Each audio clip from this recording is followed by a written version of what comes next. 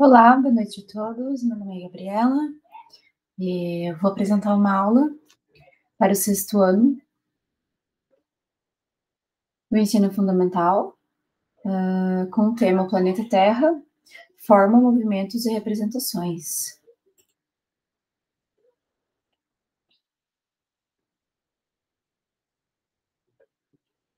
Então, o meu plano de aula, ele tem o conteúdo de início, a forma da Terra.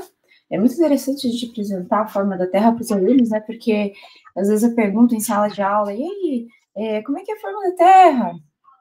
Ah, professora, é uma esfera, é redonda. Daí a gente traz, né, a imagem do geoide. E isso desperta muita curiosidade nos alunos. É muito interessante trabalhar com isso, né? Porque no nosso tempo, se o professor falasse que a Terra era um geoide, né, a gente ia dizer, tá, mas cadê, né? Como é que nós vamos ver o que é isso? Mas hoje em dia não, né? Hoje em dia é muito mais fácil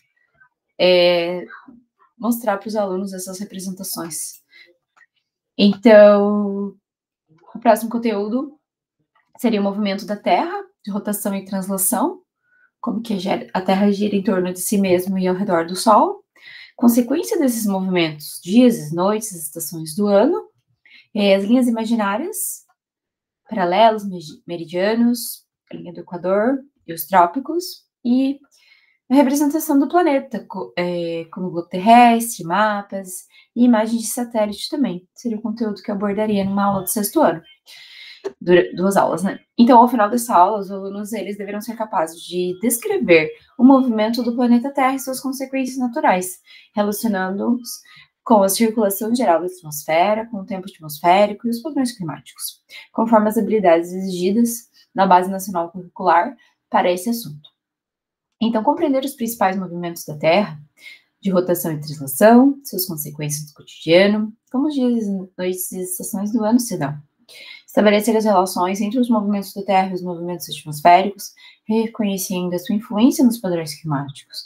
E reconhecer a importância das representações cartográficas. Por que são importantes os mapas, globos, imagens de satélite, entre outros?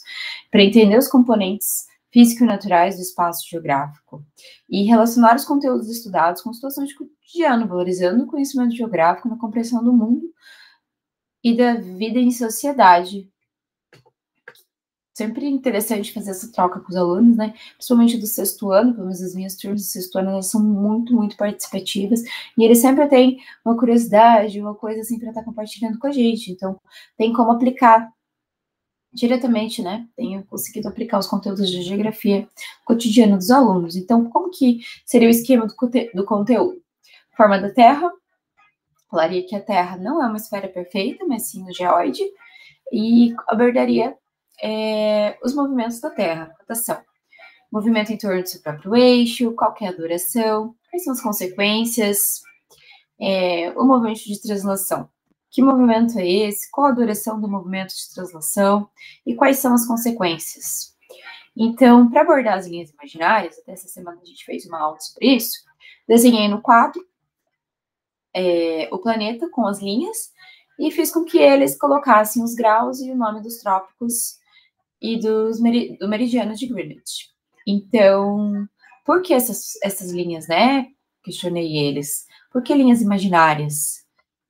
E então, representações da superfície terrestre do globo terrestre, representações tridimensionais, como mapas com distorções, imagens de satélite de visualização real e atualizada da superfície terrestre. Eu abri o Google Earth, mostrei para eles o planeta Terra, aproximei na nossa cidade para eles poderem ver a nossa cidade de cima, eu mostrei os principais rios e eu fui afastando também, mostrando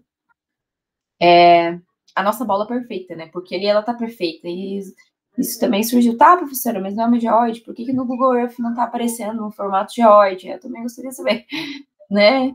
Por que ali não é um geoide, né? Por que ele é uma esfera perfeita? Então, a aula terá início com a exibição de um vídeo curto, com linguagem acessível e animações didáticas, que explicam o movimento da Terra, movimentos de rotação e translação e suas principais consequências, como os dias, as noites e as estações do ano. o vídeo é um recurso de sensibilização e engajamento que desperta a curiosidade dos alunos de forma visual e dinâmica. Então,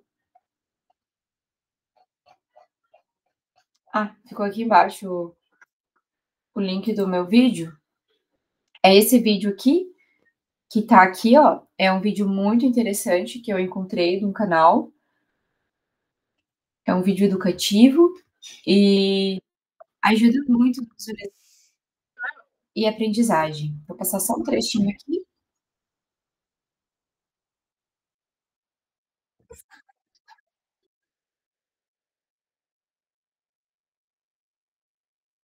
No comecinho, né, aí o ETzinho chama ela para uma nova aventura.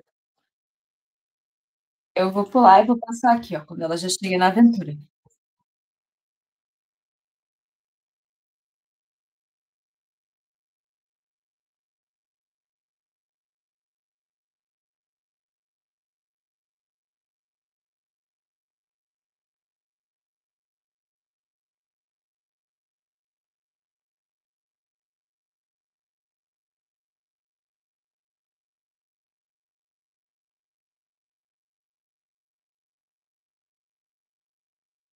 Então, né, aqui bem interessante, mostra bem didaticamente o movimento de rotação e translação, né. Então eu faria eles assistirem esse vídeo, né, para dar uma introduzida no conteúdo, pra gente começar a trabalhar o movimento de rotação e translação.